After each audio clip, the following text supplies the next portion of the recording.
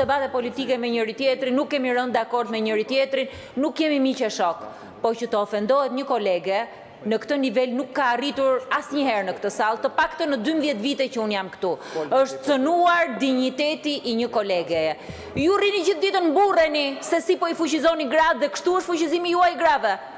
Kjo shprehje që u tha në këtë podium këtu, më pas del nga kjo sallë i përplaset ftyrave fëmijëve, i përplaset ftyrave grave, zonjave, e kthehet edhe në një normë standard.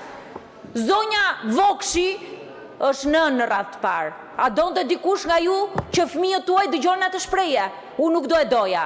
I bëj thirrje kolegeve socialiste, së pari të mos ndahemi politikisht për këtë çështje. Ta lëm politikën mënjan e të mbështesim një zonjë që është ofenduar. Së pari. Së dyti, i bëj thirrje kolegëve të Komisionit Jashtëm, drejtuar këtu dhe kryetari zoti Hasani.